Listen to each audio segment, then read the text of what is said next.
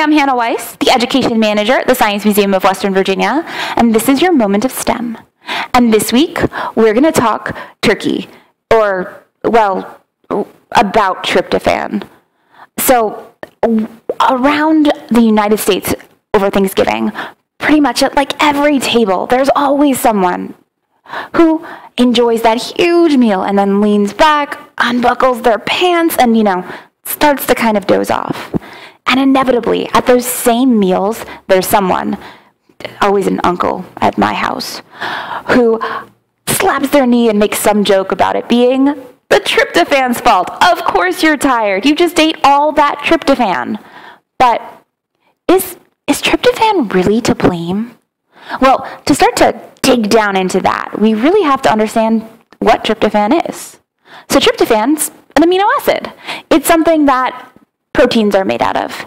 And yeah, there is tryptophan in turkey because turkey's a protein, so it has an amino acid in it. It has tryptophan.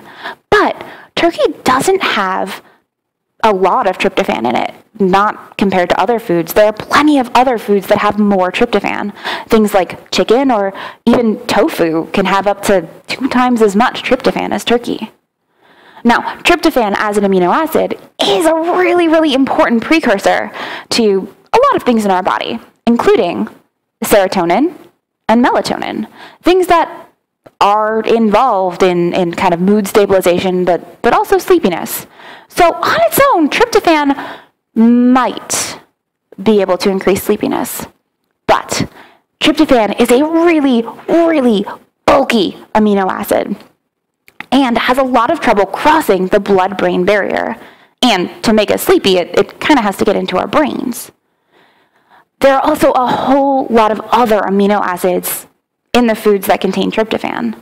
And those amino acids kind of block the tryptophan from crossing into the brain. It's kind of like it's a traffic jam.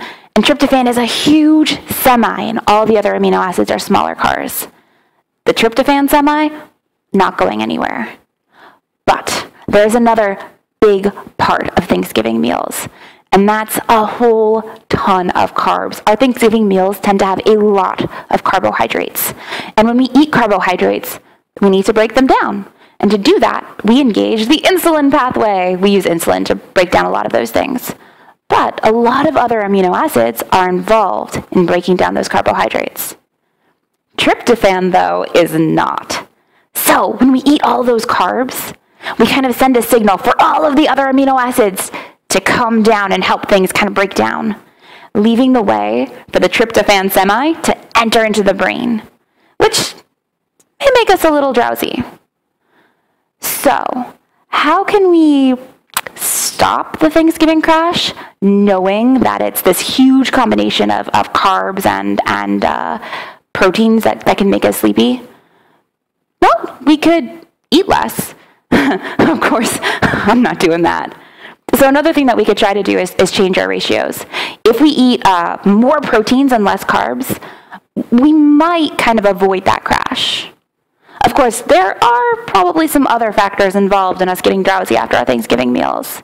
For example, a lot of people during Thanksgiving indulge in beverages that you don't have access to at the kids' table. But the holidays also can be a time of huge stress and a lot of travel. And all of those things can really cooperate to make us really tired. Of course, at the end of the day, for me at least, I think that a really fantastic meal is not a terrible trade-off for a little bit of drowsiness. If you'd like to know more about the tryptophan myth or any of the other science that we talked about today, you can check out any of the links below. Otherwise, I'm Hannah Weiss from the Science Museum of Western Virginia, and the only thing I really want to know is how do you get out of the kiddie table?